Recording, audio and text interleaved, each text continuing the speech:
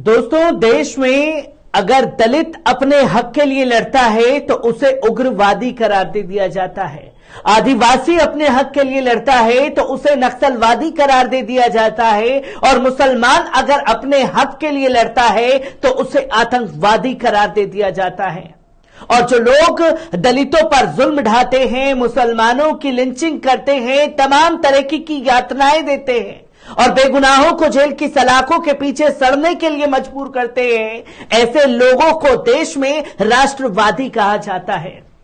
और देश में कितना बड़ा गुनाह हो चुका है आखिरकार मुसलमान होना, इसकी तस्वीर को, इसकी रिपोर्ट को इसमें समझाऊंगा और दिखाऊंगा भी। एक मुस्लिम बुजुर्ग के ऊपर नोएडा में हमला होता है 18 महीने पहले और 18 महीने बाद सुप्रीम कोर्ट की फटकार और लताड़ के बाद यूपी पुलिस को होश आता है कि अब एफआईआर दर्ज की जानी चाहिए। और यही यूपी पुलिस है जो बेगुनाहों को जेल की सलाखों के पीछे सड़ने के लिए मजबूर करती है। जिनके खिलाफ एविडेंस नहीं होते उन लोगों के खिलाफ एविडेंस लेकर के इस तरीके से दिखाती है कि यही राष्ट्रवादी हैं। एक बड़ी आहत कर देने वाली खबर जो है लोगों के सामने आई है और देश भर में पुलिस का ऐसा ही रवैया देखने को मिल रहा है, जहां अब अदालतों में इन्हें भारी जलालत का सामना करना पड़ा है। और सुप्रीम कोर्ट की फटकार के बाद 18 महीने बाद मुस्लिम बुजुर्ग की एफआईआर को दर्ज करने के लिए पुलिस के ऊपर दबाव डाला गया है। आखिरकार उत्तर प्रदेश पुलिस मुस्लिम बुजुर्ग पर किए गए हमलावरों को क्यों बचाने पर लगी हुई है 18 महीने से, यह सबसे बड़ा सवाल खड़ा हो जाता है। क्या कुछ हुआ है कोर्ट में, एक बार इस रिपोर्ट पर नजर डालते हैं। उच्च न्यायालय के नोटिस के बाद नोएडा पुलिस ने मुस्लिम बुजुर्ग पर हुए सांप्रदायिक हमले के मामले में करीब 18 माह बाद केस दर्ज किया है।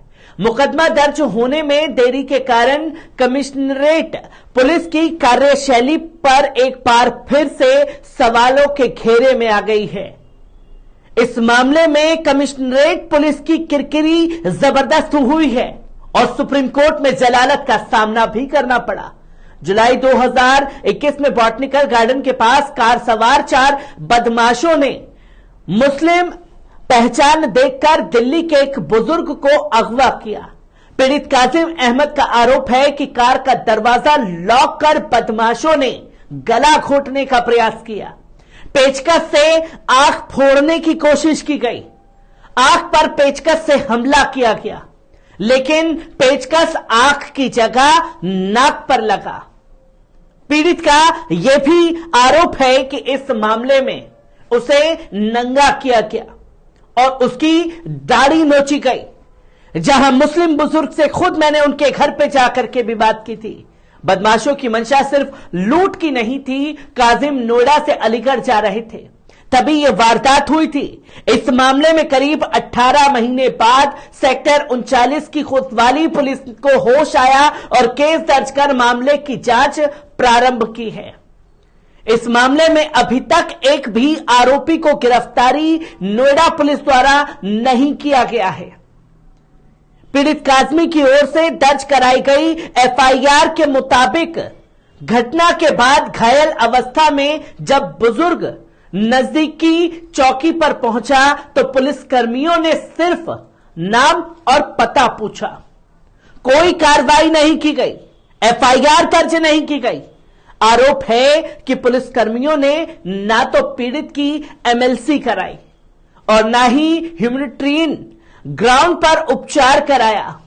यही नहीं, पुलिस कर्मियों द्वारा घटना के संबंध में ट्विटर पर किए गए ट्वीट को डिलीट करने का भी प्रेशर बनाया गया और मामले को रफा दफा करने की बात भी कही गई।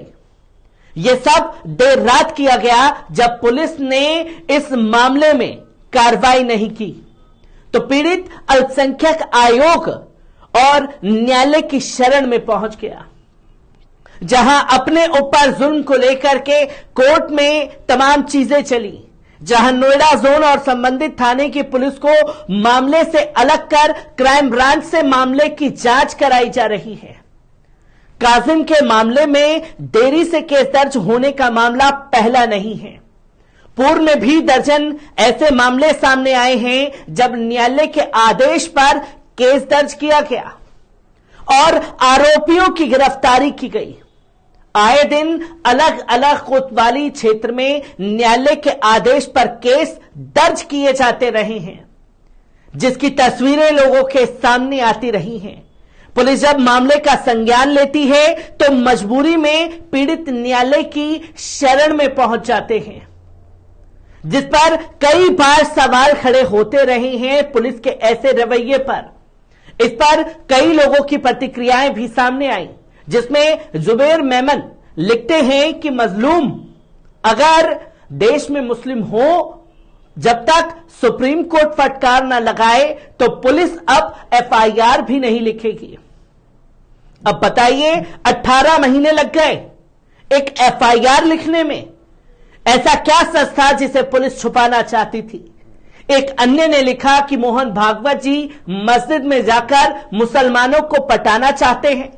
मोदी जी मुसलमानों के विरोध में ना बोलने को जो बात रखे, मुगलों के टाइम से लेकर अभी तक बीजेपी के हाथ में भारत को जो सौभाग्य सरकार चलाने को, जिन लोगों की मदद से मुसलमान हैं और ये लोग मुस्लिमों की औकात को अच्छे से जानते हैं, इसलिए केस में देरी हुई है।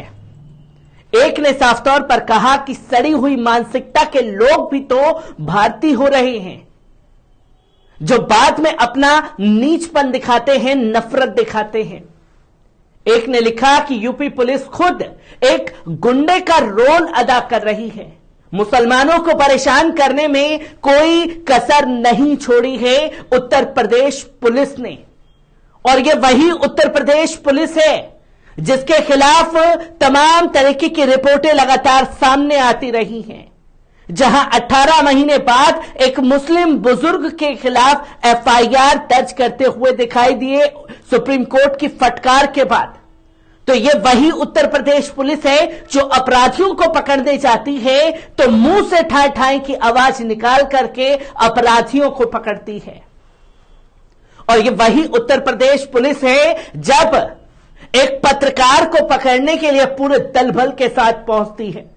मैं बात कर रहा हूं मोहम्मद जुबैर की, कि किस तरीके से गिरफ्तारी मोहम्मद जुबैर की गई एक सोशल मीडिया पोस्ट को लेकर के, जहां कई दिनों तक उत्तर प्रदेश पुलिस ने जेल की सलाखों के पीछे मोहम्मद जुबैर को सड़ाया और सुप्रीम कोर्ट में वहां भी जलालत का सामना करना पड़ा तो जुबैर को जमानत दी गई। और ऐसे न जाने कितने अनगिनत केस हैं जहां मुस्लिमों के ऊपर एफआईआर लिखने की बारी आती है तो एफआईआर से पहले ही उस शख्स को गिरफ्तार कर लिया जाता है।